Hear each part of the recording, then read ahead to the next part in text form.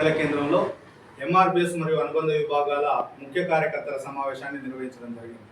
ఈ సందర్భంగా జాతి ప్రజలకు మేము పిలుపునిస్తా ఉన్నాం. గౌరవనీయులు మందకృష్ణ మాదిగ గారి ఆదేశాల మేరకు 40 రోజుల పాటు ఎంఆర్పిఎస్ శ్రేణులు గో టు విలేజ్ అనే పేరుతో గ్రామాలకు తరలాల్సిందిగా మేము పిలుపునిస్తున్నాం. తెలంగాణ రాష్ట్రంలో అత్యధిక జనాభా మాదిగల జనాభా. తెలంగాణ రాష్ట్రంలో అత్యధిక జనాభా పరంగా మాదిగలు ఉన్నా కూడా నిరక్షరాస్యులుగా ఉండడం వల్లనే మాదిగలు వెనుకబడిపోతున్నారనే విషయాన్ని స్పష్టంగా మేము గుర్తు చేస్తున్నాం. కాబట్టి నిరక్షరాస్యులుగా ఉన్న మాదిగల్ని విద్యావంతులు చేయాల్సిన బాధ్యత మన మీదనే ఉన్నది. కాబట్టి మన పిల్లల్ని చదివించాల్సిన బాధ్యత, వాళ్ళను ఉన్నతంగా ఎదగనీయాల్సిన బాధ్యత, వాళ్ళను అన్ని విషయాల పట్ల అవగాహన పెంచి ప్రస్తుత పోటీ పరీక్షలకు అనుగుణమైన నైపుణ్యాన్ని పెంచాల్సిన బాధ్యత మన మీదనే ఉన్నదనే విషయాన్ని మేము స్పష్టంగా గుర్తు చేస్తున్నాం. దానికోసమే ప్రజల్ని చైతన్యం చేయడం కోసమే, విద్యా ప్రాముఖ్యతను వివరించడం కోసమే 40 రోజుల పాటు గో టు విలేజ్ క్యాంపు జరుగుతుందనే విషయాన్ని కూడా మేము గుర్తు చేస్తున్నాం.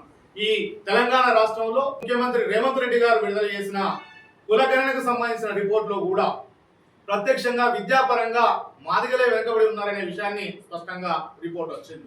కాబట్టి మాదిగలే వెనుకబడి ఉన్నారనే దానికి చారిత్రక ఆధారాలు ఉన్నాయి. కాబట్టి వెనుకబడ్డ మాదిగల్ని చదువు పరంగా, హక్కుల పరంగా అన్ని విషయాల్లో అవగాహన పెంచడం కోసమే ఈ కార్యక్రమాలు జరుగుతున్నాయనే విషయాన్ని కూడా మేము గుర్తు చేస్తాం. గౌరవనీయులు మందకృష్ణ మాదిగ గారి నాయకత్వంలో 3 దశాబ్దాలుగా పోరాటాలు చేసి, త్యాగాలు చేసి, ఉద్యమాలు చేయడం ద్వారా ఎస్సీ వర్గీకరణను సాధించుకున్నాం. పోరాటాల ద్వారా సాధించుకున్న విజయం ఇది. తెలంగాణ రాష్ట్రంలో కూడా మందకృష్ణ పోరాట ఫలితంగా ఈ రాష్ట్రంలో ఎస్సీ వర్గీకరణ అమలవుతున్నది. 9% రిజర్వేషన్ల వాటా మాదిగలకు వస్తా ఉన్నది.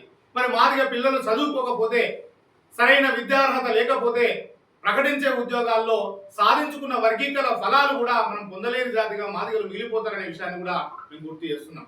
కాబట్టి ఎస్సీ వర్గీకరణ ఫలాలు పొందాలంటే ఆ ఉద్యోగానికి సంబంధించిన అర్హత మన వాళ్ళకు రావాలి. అందుకోసం చదివించాల్సిన బాధ్యత తల్లిదండ్రుల మీద, జాతి ప్రజల మీద ఉన్నదనే విషయాన్ని కూడా మేము గుర్తు చేస్తున్నాం. సమాజంలో ఎదురవుతున్న డ్రగ్స్, గంజాయి, మారక ద్రవ్యాల మత్తులో పడి భవిష్యత్ ఏందో తెలియకుండా ఆగమవుతున్న వాళ్ళ జాబితాలో కూడా మన పిల్లలే చెడిపోతున్నారనే విషయాన్ని కూడా మేము గుర్తు చేస్తున్నాం. కాబట్టి చెడిపోతున్న తరాన్ని కాపాడాల్సిన బాధ్యత మన మీద ఉన్నది. చెడిపోతున్న తరాన్ని నిలబెట్టాల్సిన బాధ్యత మన మీద ఉన్నది. కాబట్టి పిల్లలు ఏం చేస్తున్నారో అవగాహన పెంచాల్సిన బాధ్యత, గమనించాల్సిన బాధ్యత తల్లిదండ్రుల మీద ఉన్నది.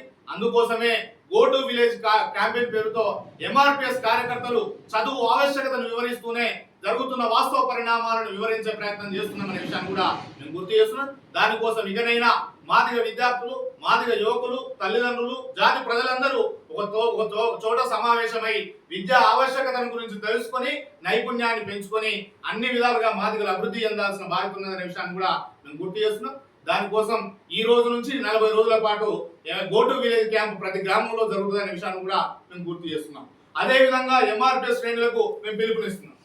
ఎంఆర్పిఎస్ నాయకత్వం, నూతన నాయకత్వం, చదువుకున్న యువతరం ఎంఆర్పిఎస్ నాయకత్వంగా మారాల్సిన అవసరం ఉందనే విషయాన్ని కూడా మీకు గుర్తు చేస్తున్నాం. ఈ రాష్ట్రంలో ఎన్నో జెండాలు ఉండవచ్చు, రాజకీయాలు ఉండవచ్చు, కానీ జాతిని రక్షించే రక్షణ కవచంగా నిలబడాల్సింది ఎంఆర్పిఎస్ కార్యకర్తలనే విషయాన్ని కూడా మేము గుర్తు చేస్తున్నాం. జాతికి అన్యాయం జరిగినప్పుడు, హక్కుల విషయంలో అన్యాయం జరిగినప్పుడు, మనకు అగాధం ఏర్పడినప్పుడు, మనకు అవమానాలు జరిగినప్పుడు మన రక్షణ కోసం ఎంఆర్పిఎస్ వైపే సమాజం మొత్తం ఎదురు చూస్తుందనే విషయాన్ని కూడా నేను గుర్తు చేస్తున్నాం. కాబట్టి ఎంఆర్పిఎస్ నాయకత్వం శక్తివంతంగా తయారైనప్పుడు మాత్రమే మన వాడల్ని, మన ప్రజల్ని శక్తివంతంగా మార్చడానికి అవకాశం ఉంటుంది.